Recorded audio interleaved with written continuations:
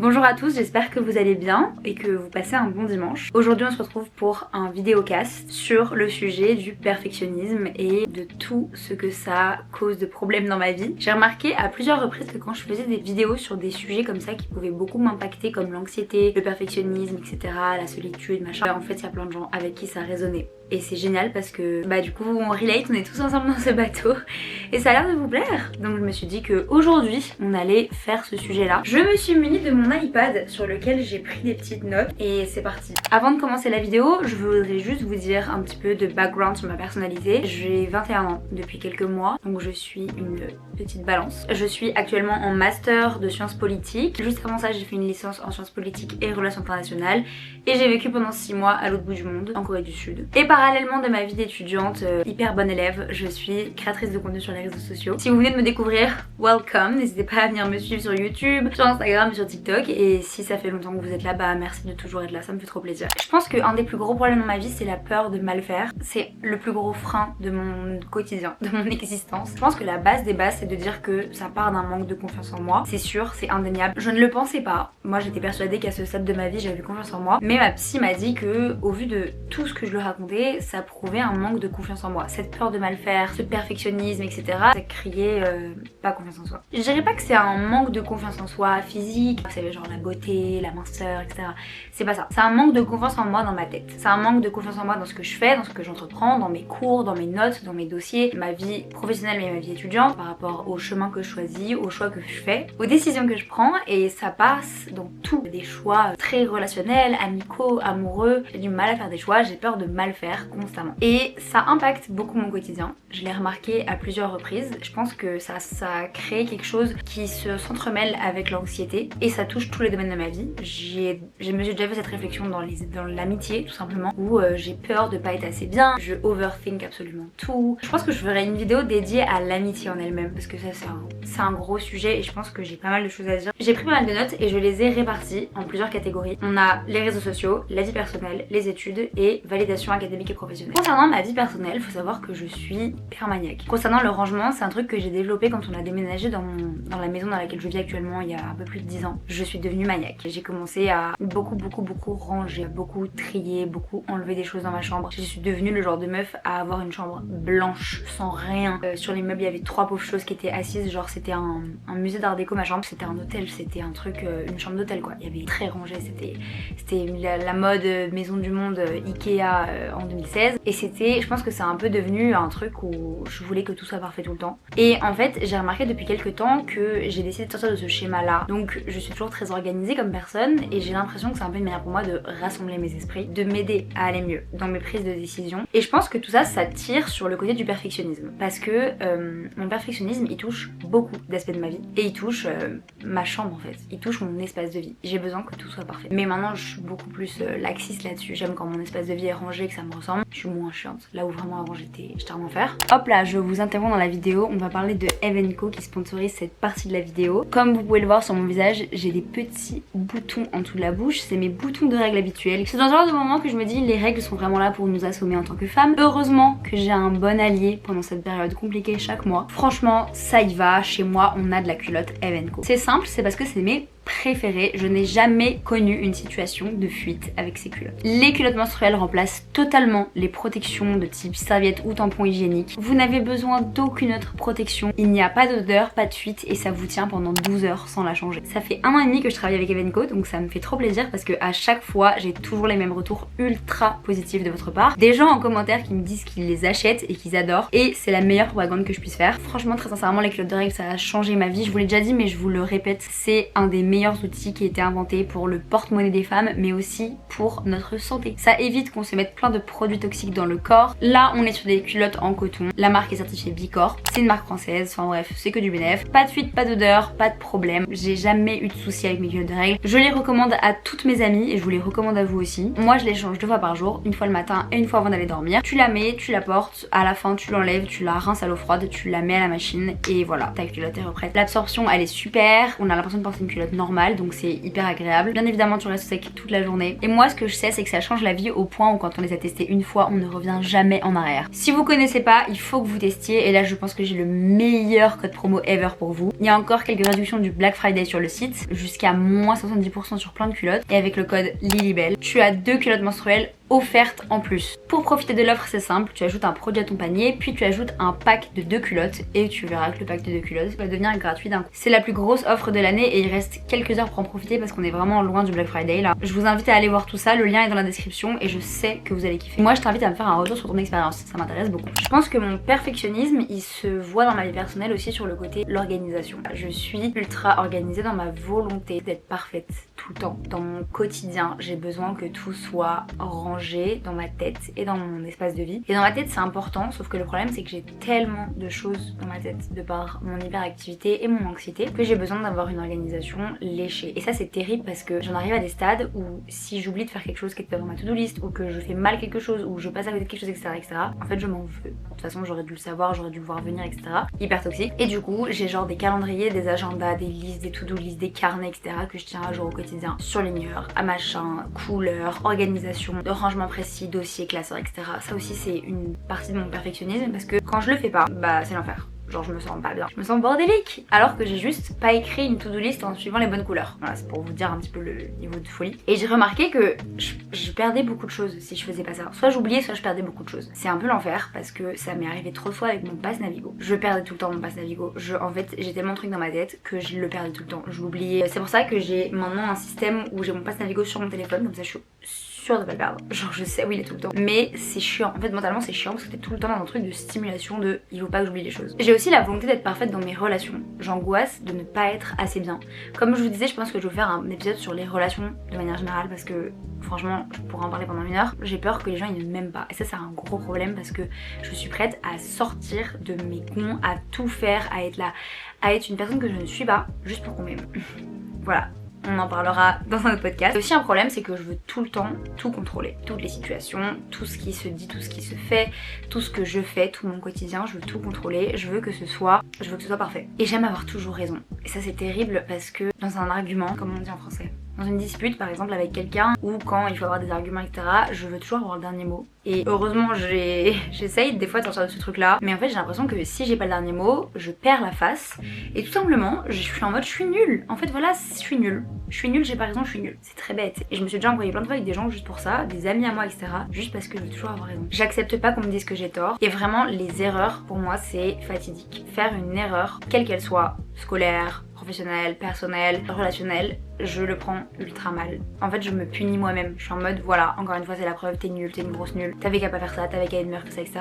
Ultra toxique. Et je terminerai par dire que dans ma vie personnelle il y a un truc assez intéressant lié à mon perfectionnisme mais qui est un vrai handicap, c'est que quand quelque chose m'angoisse, mais quelque chose qui est important qu'il faut que je fasse, au lieu d'être en mode ok je me passe 3 heures dessus et c'est fait, genre je me pose à mon bureau, 3 heures c'est terminé, au lieu de faire ça je le décale. Et en fait je suis le genre de perfectionniste à être en mode je le décale parce que c'est pas en 3 heures que ce sera assez bien fait. J'ai écouté un podcast je crois la dernière fois qui disait une meuf justement qui parlait du fait qu'elle voulait à tout prix sortir du perfectionnisme parce que depuis qu'elle en était sortie elle trouvait qu'elle réussissait beaucoup mieux sa vie, qu'elle était plus heureuse parce qu'elle était beaucoup moins anxieuse de ce que elle-même allait penser sur ce qu'elle-même produit en fait. Et j'avoue que moi j'arrive pas à le faire mais que je me suis rendu compte déjà que je l'étais, donc j'ai envie de vous dire c'est bien, il y a déjà une première étape, mais j'ai un réel problème avec ça. Vu que j'ai peur de mal faire, je le fais pas et du coup ça me crée encore plus d'anxiété. Mal faire si c'est un travail scolaire par exemple, mais aussi si c'est un truc genre perso, un rendez-vous que je dois prendre etc, je repousse et j'ai tendance à repousser beaucoup de choses, ce qui est vraiment pas bien, hyper dommage parce qu'en fait ça m'handicape. Je me retrouve des fois à rendre des trucs en retard ou à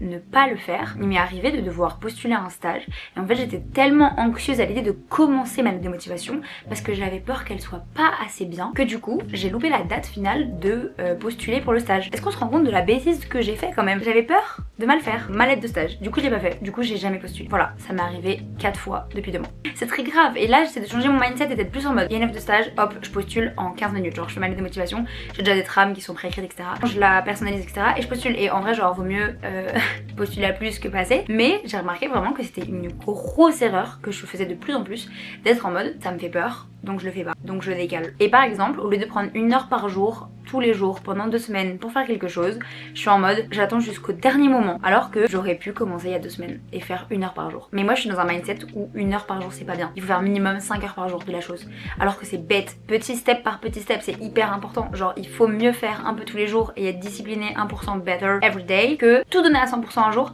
et le lendemain 0, 100%, 0, 0, 0, 100%, 0. Non. Ici, on préfère la discipline à la motivation. Et c'est un truc que vraiment je me force à faire. Et je suis hyper disciplinée comme ça dans plein de domaines. Genre le sport, c'est très le cas. Les réseaux sociaux, mon travail, etc., c'est le cas. Mais il y a plein de moments où je n'ai pas cette discipline là parce que je suis en mode ça me stresse tellement et j'ai peur de mal faire que je ne fais juste pas. Dans mes études, il y a un cas très particulier qui m'est beaucoup arrivé et que j'essaye aussi de repousser et de sortir de ce cas-là. C'est le cas du perfectionnisme dans mes notes, dans mes devoirs, dans mes rendus, dans mes TD et dans mes DST, mes bacs blancs, etc. Il m'est arrivé un nombre de fois incalculable à cause de mon cerveau qui veut toujours être parfait, de me retrouver devant un sujet de DST et d'être en mode il y a une petite bête là, il y a une petite bête, le sujet est beaucoup trop facile. Et en fait, j'allais chercher un truc complètement barré dans mon sujet.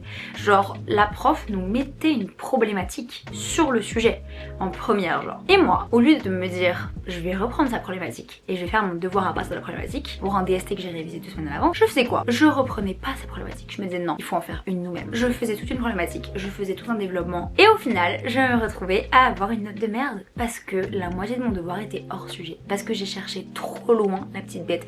Au lieu de me focus sur un truc et de en mode ça c'est bien, de toute façon c'est l'évidence, genre moi je vais chercher ailleurs, je vais chercher plus loin. Et en fait au début je pensais que c'était comme ça que j'allais réussir parce que j'étais en mode comme ça je montre à quel point je réfléchis et tout. Le nombre de fois où des profs m'ont dit mais pas du tout parce qu'en fait t'as juste l'air de pas avoir compris le sujet au final. Et moi je suis en mode mais non, regardez j'ai hyper bien compris le sujet et j'ai même reformulé, tout refait. Donc j'ai été comme ça pendant longtemps et je crois que c'est en L2 où j'ai commencé à me dire bon la meuf c'est pas normal, pourquoi t'as aussi mauvaise note? Enfin j'avais 14 de moyenne, voilà. Pour moi c'était catastrophique et j'étais en mode pourquoi t'as 14 de moyenne alors que tu produis en termes de travail personnel autant de taf. Je travaillais énormément, genre j'étais en mode c'est pas normal que j'ai 14 de moyenne, que j'ai des potes qui arrivent à avoir des super bonnes notes à des trucs où moi j'en ai des moins bonnes alors qu'elles ont travaillé moins que moi. Et je me demandais tout le temps comment c'était possible que ça en arrive là. Et un jour j'ai décidé de commencer à répondre de la manière que les profs voulaient, dans mes dossiers, dans mes devoirs, dans mes DST, dans mes partiels. Bizarrement ça a marché, j'ai eu les meilleures notes, j'ai eu 18. J'ai eu 18 à tous mes partiels d'économie en L2 parce que j'ai juste suivi la consigne. Guys, on a trouvé le secret de la vie. Et il y a un autre sujet scolaire, c'est qu'en fait j'ai un gros problème de pression envers moi-même. Dans mes notes particulièrement, j'ai une pression envers moi-même qui fait que si quelque chose se passe mal, que ce soit un examen sur table, un partiel, etc. ou un DM à rendre, je vais me dire mais en fait c'est ma faute. J'avais qu'à mieux me préparer, j'avais qu'à être plus cultivée, j'avais qu'à plus lire, j'avais qu'à m'y prendre à l'avance, j'avais qu'à mieux anticiper et en fait je me remets tout dessus sur ma personne. Au lieu de le remettre sur aussi des trucs structurels, des causes de la vie, d'être en mode oui mais regarde, enfin il y a des trucs qui se passent, par exemple je travaille beaucoup, je dors pas beaucoup, je suis fatiguée, j'ai une vie hyper active, machin, enfin il y a des choses qui font que des fois je suis peut-être moins compétente dans mes devoirs, c'est pas étonnant, mais moi je vais le prendre en mode t'avais qu'à être mieux et du coup je m'inflige une autocritique qui est supra sévère. Je me remets en question, je me dis que j'avais qu'à être mieux, je suis pas assez bien, je suis pas assez bien. Et en fait c'est terrible parce que moi c'est devenu mon quotidien de m'autocritiquer, d'être mon autocritique constante pour être un peu plus parfaite. Et je crois que j'en ai parlé à ma psy justement et qu'elle me disait mais c'est horrible en fait parce que toute ta vie tu te négatives tout le temps, tu es négative envers toi-même. J'étais là et en fait ce qui m'a mis la puce à l'oreille c'est le jour où j'en ai parlé avec une copine et là elle me dit ah mais je sais meuf parce que je suis comme toi, je me trouve hyper moche en ce moment et en fait elle utilisait des termes et j'étais en mode mais c'est horrible de dire ça de soi-même, c'est super triste. J'étais hyper triste pour elle et j'étais en mode mais non mais dis pas ça, c'est pas vrai, t'es pas hyper moche et en plus c'est horrible de dire ça de soi-même. Et en fait je me suis rendu compte que c'était exactement ce que je faisais avec moi-même et c'est exactement les mêmes termes que j'utilisais. On va enchaîner avec la validation académique et la validation professionnelle parce que en vrai c'est quand même un gros sujet de ma vie et j'en parle régulièrement de plus en plus, mais je suis extrêmement académique validation weapon. Depuis une semaine je dirais, j'ai eu une discussion avec des gens qui m'ont dit que en fait à l'heure où on était, à l'âge où on était, au moment de notre vie où on était, c'est plus ce qui doit être important dans notre vie.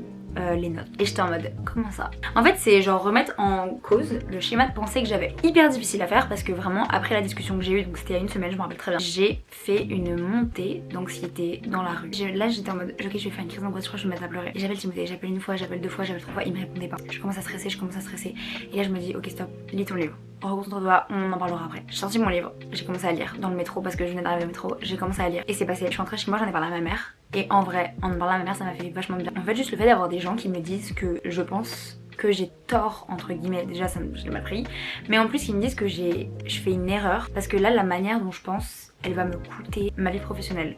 Et genre ça peut me coûter des stages, ça peut me coûter plein de choses parce que je pense tellement en termes de notes que je coupe tout le reste. Juste le fait qu'on m'ait remis ça en cause, j'étais en mode ah, toute ma vie j'ai pensé que c'était les notes, c'était grâce aux notes que j'arriverais à tout faire. C'est que la validation académique elle a vraiment un gros rôle dans ma vie parce que je l'ai toujours eu, parce que j'ai toujours été à l'école, j'ai toujours été hyper scolaire et j'ai toujours été en mode je réussirais si j'ai des bonnes notes, que c'est ce que mes parents m'ont toujours dit. Et en fait bah ils avaient tort. Le problème c'est que je suis terrifiée à les déjouer et vu que je déteste l'échec et que la moindre mauvaise note je pars pleurer dans les toilettes, c'est une expérience qui m'est arrivée plusieurs fois au lycée, je remets ma vie en question pour une mauvaise note. Et ça c'est un gros problème. La semaine dernière on nous a rendu des copies d'un DS, enfin d'un partiel d'anglais. Partiel anglais, enfin moi je suis bilingue donc j'étais en mode beurre de soucis. Et là ils rendent d'abord à mes copines et j'ai une copine qui a 10. Et là je me dis pas possible, elle note si mal que ça. Et là je commence à avoir une montée d'anxiété en mode si j'ai une mauvaise note c'est pas grave, si j'ai une mauvaise note c'est pas grave, si j'ai une mauvaise... Et là j'ai eu 18. Ah, tout va bien. Et en fait juste avoir 18, ça m'a redonné confiance en moi sur le reste de ma journée. Au final en vrai ma prof on s'en fout. Personne ne sait qui est ma prof d'anglais. Tout le monde s'en fout de la note qu'elle m'a donnée et on va me donner un stage parce que j'ai eu 18 en anglais. Voilà. Mais moi, juste le fait d'avoir un 18, j'ai passé une super soirée. La vie des profs, il compte trop pour moi. Ça reste dans le même domaine, genre j'ai besoin que mes profs me valident. J'ai besoin que mes profs ils m'aiment. J'ai besoin que mes profs ils me disent que ce que je fais c'est bien. J'ai besoin que mes profs ils me tirent vers le haut. Et ça c'est chiant. Parce qu'en fait, si je m'entends pas avec un prof ou si j'aime pas un prof et qu'il me fait un commentaire en mode c'est pas bien etc, je me remets en question. Alors que j'ai vu plein de fois dans les films, dans les séries, mais aussi tout simplement dans la vie, des gens qui étaient en mode c'est pas parce que ton prof il dit que c'est pas bien, genre il faut arrêter parce qu'en réalité ton prof, enfin genre c'est un nobody pour toute la population mondiale. Regardez le nombre de success stories qu'on a entendu de gens dont les profs de maths et de français disaient qu'est-ce que tu vas faire de ton avenir et qui sont au final devenus des stars, des physiciens, des gens qui sont dans l'espace, des gens qui sont trop intelligents etc. Alors que leur prof leur avait dit tu vas rien faire de ta vie. Je suis méga sensible à ça. Et c'est terrible parce que je pourrais faire absolument n'importe quoi. Être dans une très mauvaise passe de ma vie ou faire que des bêtises si une figure d'autorité que moi je considère comme importante et que je valide etc me dit que ce que je fais c'est de la merde, ben je vais l'écouter. J'écoute plus les autres que moi-même. J'écoute plus des gens qui me connaissent pas que des gens qui me connaissent. Parce que la peur de mal faire, elle me crée du coup, comme je vous ai dit, ce manque de confiance en moi. J'ai envie d'être parfaite pour tout le monde, j'ai envie d'être aimée par tout le monde. Sur les réseaux sociaux par exemple, si quelqu'un, une influenceuse ou une personne de manière générale, me fait un peu me remettre en question par rapport à un sujet alors qu'elle a tort, la personne, et ben je vais quand même me remettre en question parce que je vais me dire je suis une merde. Alors que mes proches ils vont me dire mais pas du tout, elle te connaît pas cette personne, on s'en fout machin etc. Moi je suis en mode je m'en fous pas. Ah oui, parce que ça aussi c'est un truc, c'est un sujet, c'est un dossier. La comparaison, j'ai un problème avec ça. Je me compare énormément, c'est grave toxique parce que je me compare avec mes amis, je me compare avec des inconnus, je me compare avec des copines, je me compare avec les gens des réseaux sociaux, je me compare avec les élèves de ma classe,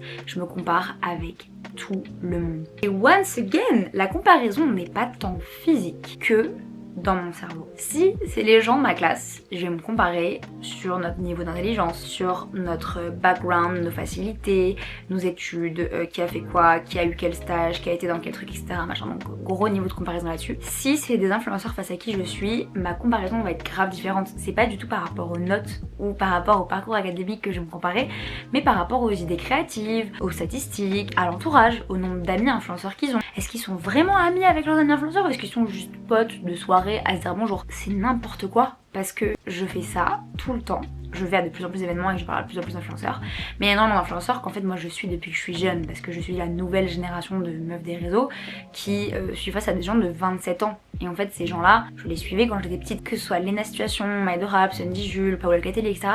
C'est des gens que je suis depuis tard l'époque. Donc maintenant quand je me retrouve à côté d'eux dans une pièce ou que je les vois parce qu'on a la même agence, à chaque fois je suis en mode ah, ce petit côté un peu fangirl. Et alors déjà au-delà de la validation de la personne dont j'ai besoin parce que sinon je meurs, genre c'est terrible cette besoin de validation d'autres gens, mais au-delà de ça je suis dans ce truc de ok il faut que je me fasse des copines, il faut que je me fasse des copines sur les réseaux, il faut que ce soit mes copines etc. Et en fait je m'en suis rendu compte il y a quelques temps à un dîner pour une marque où je me suis retrouvée à la table avec des meufs que je pensais être genre hyper potes, mais vraiment hyper amies, genre que j'étais persuadée qu'elles étaient comme ça. Et je me suis rendu compte que pour des amies elles se connaissent très peu. Enfin le nombre de choses, de questions ou de trucs qu'elles se disaient l'une sur retouches, t'es en mode mais tu sais pas ça sur ta meilleure amie, même juste ta très bonne amie, même juste ton amie, tu connais un minimum sa vie. Et là je me suis retrouvée face à deux meufs qui sur les réseaux ont l'air d'être hyper copines et qui ne se connaissaient pas vraiment en fait. Et là j'étais en mode on nous ment. Et une personne était en mode mais bien sûr que oui les belles on nous ment, genre t'es conne en fait, enfin c'était sûr. Et en même temps j'étais là genre oh là là ça veut dire qu'en fait je vais jamais vraiment me faire de copines sur les réseaux parce que moi pour moi on est copines genre on est comme ça, je retiens tout de toi et tout machin. Ça j'avoue que c'est compliqué relationnellement parlant genre. Ok on va parler un peu des réseaux sociaux parce que du coup les réseaux sociaux j'ai remarqué aussi là le perfectionnisme dans ma création de contenu c'est un peu compliqué. Je me compare beaucoup comme je vous disais au contenu que les gens peuvent créer, non pas en me disant ah je vais copier et tout mais plus en me disant putain elle a eu une super bonne idée, elle est hyper intelligente, elle est hyper créative, comment elle a fait pour avoir cette idée là, je l'aurais jamais, moi je suis nulle. Toujours ce truc de se sentir pas assez bien.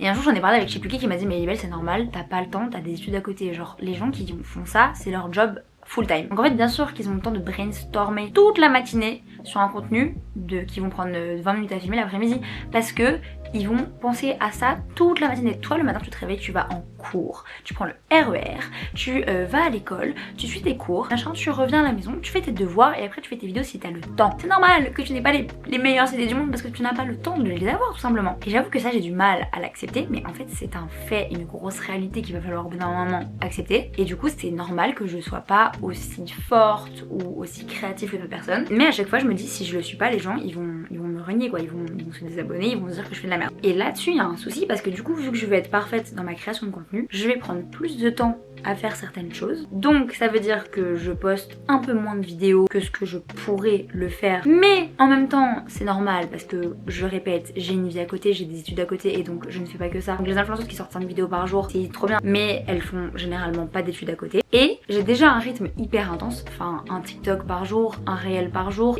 des stories tous les jours sur Insta, une vidéo YouTube par semaine, c'est intense. Genre c'est un rythme beaucoup. Moi je connais énormément d'influenceurs qui ont beaucoup plus d'abonnés que moi et qui me disent mais je ne sais pas comment tu fais, moi c'est impossible. Et pourtant eux ils ont pas de job à côté, genre ils font que les réseaux sociaux. Donc dans ce genre de moment je suis en mode ok bon ça me rassure, ça veut dire que je fais quand même quelque chose de bien. Parce que ça veut dire que je suis assez bien organisée et assez motivée et que j'ai assez la déterre et la niaque pour réussir alors que j'ai l'école à côté. Mais on en arrive au problème de cette question de la création de contenu, c'est que j'ai peur de pas sortir assez de vidéos. Ça me crée de l'anxiété parce que je suis en mode les gens vont m'en vouloir de pas assez poster, de pas être assez active, de pas faire assez bien tout simplement parce que les gens attendent de moi que je poste tous les jours. Du coup à la fois c'est cool parce que c'est bien, ça me motive, j'ai un bon rythme, je suis hyper disciplinée, mais en même temps bah j'ai peur de pas sortir de vidéos parce que j'ai peur qu'on m'oublie. Et donc il y a le truc de la FOMO qui se met en place. Je suis en FOMO parce que j'ai pas été invitée ou parce que j'ai pas pu y aller, parce que j'ai l'école, parce que j'ai d'autres choses, parce que j'ai une vie. Ma mission 2026 c'est de sortir de ce schéma de pensée de FOMO vis-à-vis des réseaux sociaux parce que je mets tellement d'importance sur un truc qui ne l'est pas. Parce que moi je suis persuadée qu'on ne va pas m'aimer si je ne viens pas quelque part, si je ne fais pas quelque chose, si je ne dis pas telle chose à telle personne et si je ne vais pas à tous les événements. Donc difficile de pas se remettre en question tout le temps là-dessus, mais cette peur elle est un peu terrible parce que voilà ça me crée un truc de tension constante de il faut que je sois meilleure que ce que je suis, il faut que j'aille partout, il faut que je sois vue partout, il faut que je sois amie avec tout le monde. Et je peux pas, et puis des fois j'ai pas envie tout simplement, genre j'ai pas envie d'aller à tous les événements, mais je peux pas m'empêcher d'être en mode cette pensée un peu invasive tout le temps, avoir l'impression que si je fais pas quelque chose bah je suis nulle et je suis pas assez bien et voilà j'avais qu'à mieux faire etc, etc. La peur des retours négatifs elle est vraiment épuisante quand t'es sur les réseaux. Je pense qu'il faut apprendre à s'en détacher, pareil c'est sur ma to-do list 2026, apprendre à se détacher du regard des autres et des critiques des autres. C'était sur ma to-do list 2025 et je crois que j'arrive un petit peu mieux à m'en sortir et ça je crois que c'est parce que je suis bien accompagnée, j'ai des bons agents, j'ai une bonne équipe derrière moi qui m'aide beaucoup là-dessus, qui me rassure énormément et qui commence à bien me connaître. Et vous savez quoi, il y a aussi la situation complètement inverse qui existe où je reçois que des DM et des commentaires archi positifs. Quand je fais une vidéo en particulier ou tout simplement là en ce moment avec mon calendrier de l'avant, il y a beaucoup de positivité qui en ressort parce que les gens trouvent le concept top, donc moi je suis trop contente.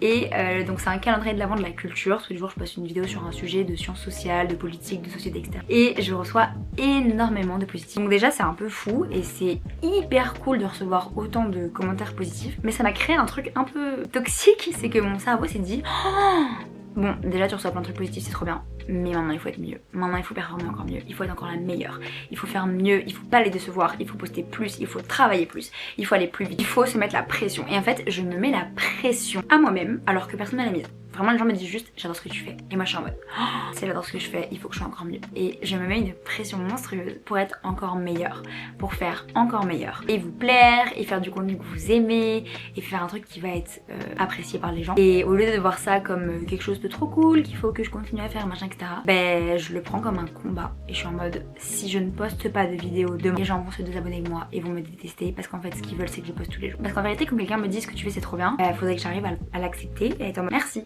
Moi je vais me dire soit il me ment, soit il m'incite à faire plus, soit c'est toxique et en fait c'est de la moquerie, on se moque de moi. Parce que j'ai tout le temps l'impression qu'on se moque de moi. Comme j'ai dit tout à l'heure, j'ai pas confiance en moi, mais pas sur mon physique, etc. C'est pas ça. J'ai pas confiance en moi dans mon travail et dans ce que j'entreprends. Et j'ai besoin de la validation des autres. J'ai peur de décevoir les gens. Et du coup je show up beaucoup plus que ce que je devrais le faire. Je me donne à fond pour les gens. Je fais tout pour leur plaire. Et donc je me mets des trucs de perfectionniste en mode il faut que je sois parfaite, etc. Machin.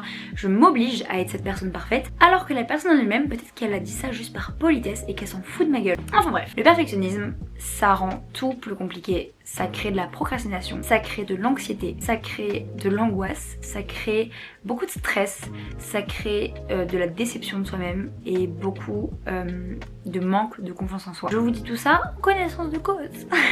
En tant que personne qui vit ça, je sais ce que ça fait, je sais à quel point c'est difficile. Et vraiment, ma mission pour 2026, c'est de sortir du schéma perfectionniste. Là vraiment, cette année, je ne veux plus être dans ce schéma. Ça va commencer par exemple par un truc tout bête, genre mon moodboard 2026. J'y ai pensé l'autre jour et j'étais en mode, il faut qu'il soit parfait. Et en fait, j'ai vraiment pensé ça à haute voix. Et pourquoi? Pourquoi Lilibelle? Ton moodboard, tout le monde s'en fout de ton moodboard. Personne va le regarder, hein. Même toi, tu vas pas le regarder. Tu vas le faire parce que t'aimes bien faire ce genre de choses, mais tu vas pas le regarder. Lilibelle, qu'est-ce que tu racontes? Ça, je suis déjà contente de l'avoir perdu dans mon écriture dans mes journaux. Même si mon journaling, je suis toujours en mode, il faut que ce soit parfait tout le temps. Mais mon écriture dans les journaux, genre vraiment juste écrire, etc., c'est pas parfait du tout. Genre vraiment, c'est plein de fautes d'orthographe, c'est brouillon, je parle en franglais tout le temps. Je passe de l'anglais au français, donc c'est pas clair du tout. C'est pas beau, machin. Mais j'ai réussi à sortir de la volonté que mes pages de journaling soient parfaites. Parce que ça sert à quoi en fait? Le but, c'est que ça soit un outil psychologique qui t'aide à aller mieux, t'aide à te soigner de l'intérieur. Pas que ce soit la perfection assurée et que ce soit un truc beau. On s'en fout, ça ne change rien à ta vie. Enfin bref, voilà, je dirais que c'est un peu les sujets que je voulais le plus aborder en ce moment par rapport à mon perfectionnisme. Je pense qu'il se manifeste de plein d'autres manières que le rangement, les notes, le travail et ma personnalité de manière générale. Mais je pense que si je cherche encore plus loin que ça, on n'est pas sorti de l'auberge, la vidéo va durer 3h30, ça va être une catastrophe. Donc il est l'heure pour moi de couper court à ce que je dis. Et je me souhaite de tout cœur, et je vous le souhaite à vous aussi si vous souffrez de ce même problème et si ça vous handicape aussi, parce que c'est un handicap en réalité. C'est comme l'anxiété, ça te crée des barrières invisibles qui n'existent absolument pas et que personne d'autre ne voit. Et donc ça devient un handicap parce que tout le monde a l'impression que t'es une grosse pygmée. Moi le nombre de fois on m'a dit mais t'abuses, t'as des super bonnes notes, ouais tu fais la meuf alors qu'en fait t'as 18 et tout machin, mais vous vous rendez pas compte à quel point c'est difficile en fait de ne pas avoir confiance en soi à ce point, au point de vouloir tellement bien faire que tu fais mal. C'est difficile. Il y a tellement de gens qui s'en rendent pas compte parce qu'ils sont pas comme ça et vous avez beaucoup de chance. Parce que changer son schéma de pensée là-dessus, c'est super difficile. Moi, ça fait bientôt 3 mois que je suis en thérapie avec ma psy. On se parle une fois tous les 10 jours à peu près. Et c'est toujours un sujet. Et en vrai, c'est le fait de autant en parler, je pense, avec une psy qui fait que ça va un peu mieux. Et que je pense que je vais devoir me forcer à en sortir pour 2026. Mais la vérité, c'est que c'est super difficile. Le perfectionnisme, il touche plein de pans de ma vie autre que ce que je vous ai dit, que ce soit mon corps, ma discipline vis-à-vis du sport, ma discipline dans mon alimentation, ma discipline dans ma manière de faire, de penser, dans mon make-up, dans mes outfits. Si ma tenue par exemple ne me plaît pas tant que ça, que du coup je me trouve pas très belle, je passe une moins bonne journée, j'ai moins confiance en moi, j'ai l'impression que je suis moche, que tout le monde se moque de moi et que je suis la paria du quartier. Alors qu'encore une fois, tout le monde s'en fout. Personne n'a remarqué que tu te trouvais moche. La seule chose qui fait qu'on remarque que tu te trouves moche, c'est parce que tu agis comme tel. Cette discipline et cette exigence que j'ai envers moi-même, cette volonté d'être parfaite, ce truc de se créer une routine parfaite. Parce que vous voyez les réseaux sociaux, mais la vérité c'est que je suis comme ça dans la vraie vie. Genre, je suis le genre de meuf à me lever, à faire des étirements, à boire un verre d'eau, à faire sa skincare routine en 8 étapes, à se maquiller, à aller manger son granola bol, mais je fais ça depuis toujours. Il n'y a pas de truc pour les réseaux, c'est pas une mode. Je suis végétarienne depuis que j'ai 12 ans, je mange des granola bol le matin depuis que j'ai 12 ans, et il n'y a pas de mode là-dessus. Peut-être que le matcha, oui, le matcha j'ai suivi un truc d'influenceuse et au final je kiffe, donc ça me va très bien parce que j'aime pas le café. Mais au-delà de ça, c'est un fait que mon perfectionnisme il s'étend dans tous les domaines de ma vie et qu'on en arrive à un stade où des fois, genre il y a 2 jours, je m'étais dit quand je rentre ce soir avant de dormir je me fais un massage lymphatique, un drainage lymphatique. Drainage lymphatique c'est méga long. Tu commences par les clavicules, après c'est les aisselles, ensuite c'est le nez, ensuite c'est là, après tu fais des pulsions comme ça, après tu fais derrière et tout. Et en fait j'étais en mode faut que je le fasse ce soir, ça va me faire du bien et tout. Et j'ai oublié de le faire 2 soirs d'affilée. Et au lieu de me dire pas grave, genre c'est juste un plus, et ben je l'ai vécu comme un échec. Et je l'ai mis sur ma to-do list en mode il faut le faire. Alors que du coup le plaisir disparaît. Bien évidemment parce que si tu te forces à faire des choses que t'as pas envie de faire, le plaisir disparaît. Les trucs que j'arrive à me routiniser, c'est top. Mais les trucs que j'arrive pas à me routiniser, et ben je le vis comme un échec. La méditation c'est le cas. La méditation pour moi c'est un échec, je n'arrive pas à m'y stick. Je vais avoir des phases où pendant une semaine je vais faire de la méditation tous les soirs. Et je suis trop contente parce que j'ai fait un truc de ma to-do list. Mais vu que pendant une autre semaine je vais jamais le faire, et ben je me dis que je suis une merde. Et vu que bien évidemment j'ai écrit dans mon tableau des bonnes habitudes pour l'année qu'il fallait faire de la méditation tous les jours, si je le coche pas, j'ai l'impression d'être nulle. Alors que Lilibelle t'as juste à supprimer la ligne et tu vas l'oublier, ce truc là. Vous voyez ce que je veux dire? Ça va très loin et c'est ça qui est problématique. J'espère que ce petit format vous plaît, ce petit format un peu plus léger. Moi ça me plaît et en plus très honnêtement vraiment d'un point de vue technique ça m'avantage beaucoup de faire ce genre de contenu là parce que c'est beaucoup plus facile à monter qu'un vlog de 1 heure. N'hésitez pas à aller voir celui de la semaine dernière d'ailleurs si vous l'avez pas encore vu, il dure 1 heure. Ça me fait vachement de bien aussi de pouvoir parler parce que j'ai déjà fait 1 ou 2 vidéos comme ça et ça a vachement plu, il y avait beaucoup de commentaires, les gens me disaient qu'ils ressentaient beaucoup ça etc. Donc voilà, c'est une manière de bond un petit peu plus together. J'espère que cette vidéo vous aura plu, n'hésitez pas à vous abonner à mon compte YouTube, n'hésitez pas à vous abonner à mes réseaux sociaux sur Instagram, sur TikTok, sur Snapchat, je suis active absolument partout. Et puis bon courage pour cette saison compliquée d'examen, de partiels. Moi mes partiels c'est en janvier donc j'ai encore un peu de temps, mais je me mets aux révisions cette semaine, donc à partir de aujourd'hui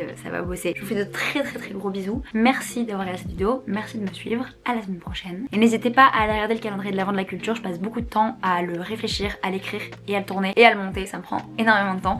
Donc voilà, savoir que ça vous plaît c'est un plaisir. Et même si je me mets une pression monstrueuse pour que les vidéos soient parfaites et que c'est un petit perfectionnisme au final, bah là je me dis que c'est 24 jours et après je ferai une petite pause. Car bisous love.